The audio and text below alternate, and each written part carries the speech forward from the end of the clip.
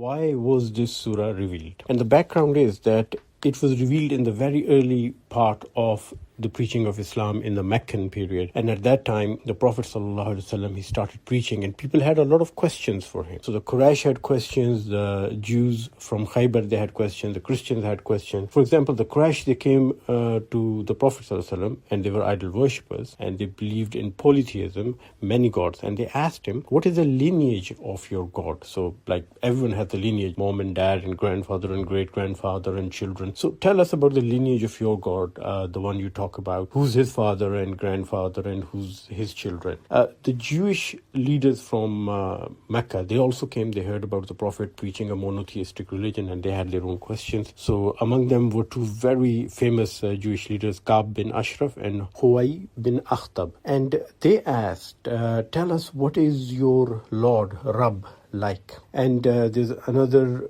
narration from Anas that some Jews from Khaybar, they came and they said to the Prophet, "Oh, Abu al-Qasim," this is the kunya of the Prophet because his son's name was Qasim, who passed away very young. They said, "Oh, Abu al-Qasim, Allah has made angels from light, Adam from mud, Iblis from the flame of fire, sky from smoke, and earth from the froth of water." Now, this is a Jewish concept. We are discussing here how the universe is created. And then they said, now tell us about your sustainer, your Rabb, what is he made of? And the same thing as Zahak and Qatada and Muqatil have said that the Jews, they had asked the Prophet ﷺ, what is your God made of? Is he made of gold or copper? Or is he made of brass, which is an alloy of copper and zinc, or iron or silver? And then they asked, what does he eat and drink? And who inherits from him in the world? And who will inherit after him? Now, this is very important from the Jewish point of view because the Jews, they consider themselves to be the firstborns of God.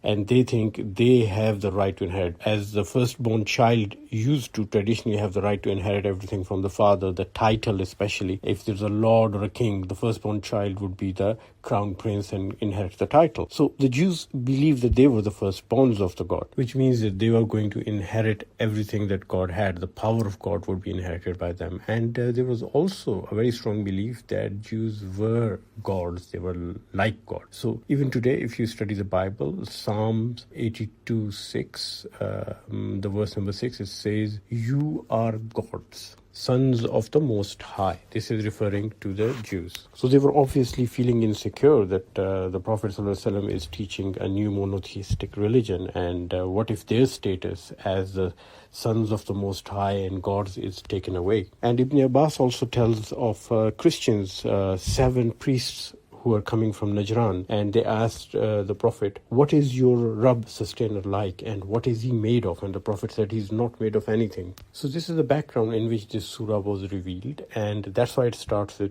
Kul huwallahu ahad, say. So the Prophet is being given a message that this is the answer you have to give to all these people who are asking this question.